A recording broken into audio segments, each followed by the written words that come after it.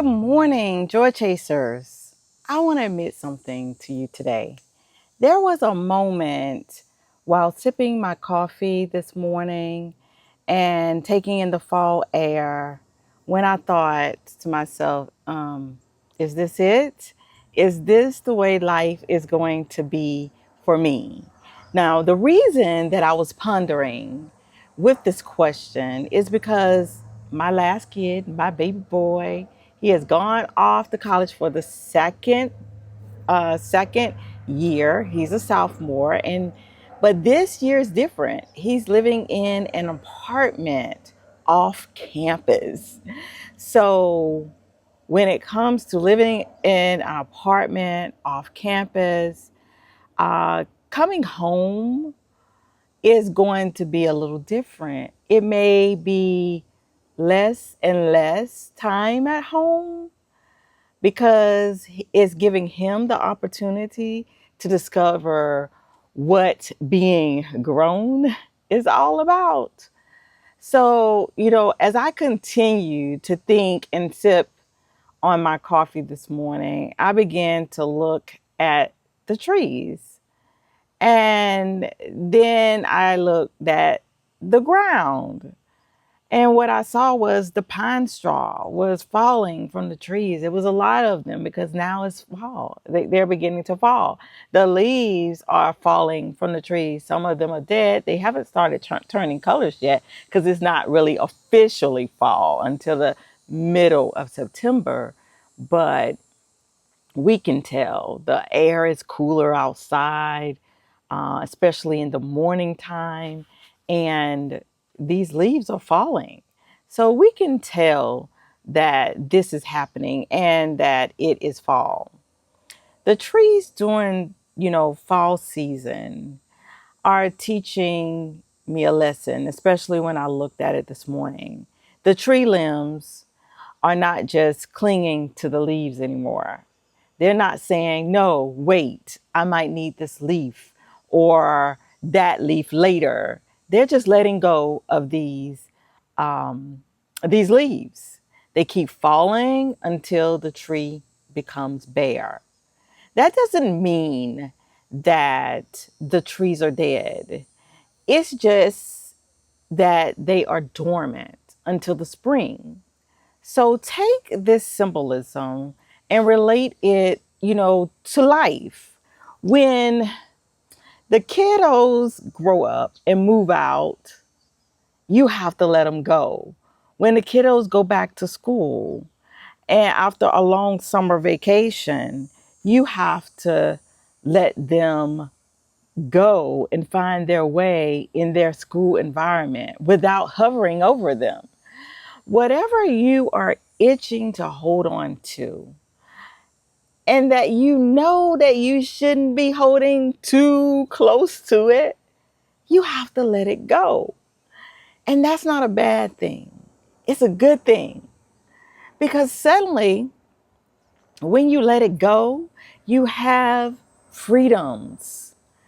And for me, my freedoms are freedom from cooking at designated times because as a mama, you had to have that dinner ready because they got to be to bed by 9. You have that freedom to eat out. Now I do with my hubby. We can eat out anytime that we want to. We don't have to be like, oh, the kids got homework or whatever. We can just eat out when we want to eat out. I have the freedom to stay up late without worrying anymore, y'all. The freedom of not worrying about my son come racing down the road trying to get here before curfew, or worrying about if he's been in an accident or who is his friend group and what are they doing. I don't have those worries when I let go. And then I also have those freedoms to plan, vacations and staycations and vacations any time of the year. I don't have to wait till the summer. I don't have to wait till Christmas vacation. I can plan these types of trips any time of the year that I want to. So when you think about fall, think new beginnings. Think about the new joys that you will chase. And I want you to also think about what society thinks.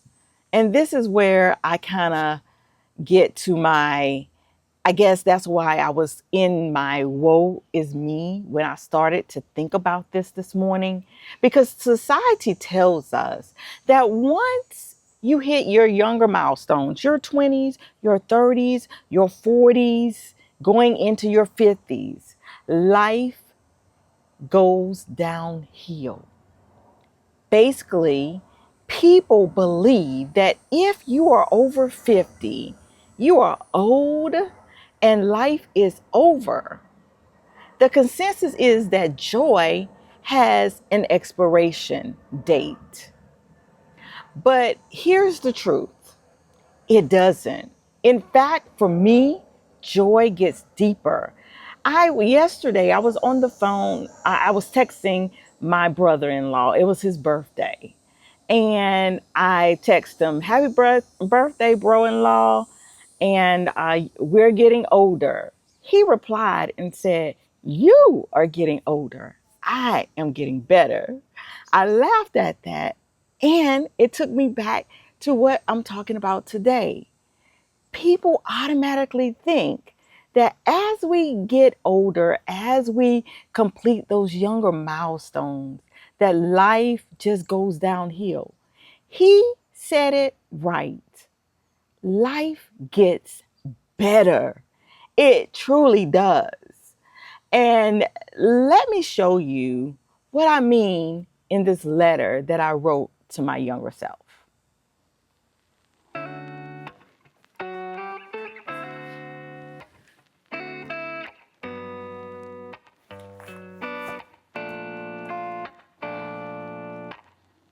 Dear younger me, I see you checking boxes: marriage, career, kids, a home, and thinking, once these milestones are done, life flattens out.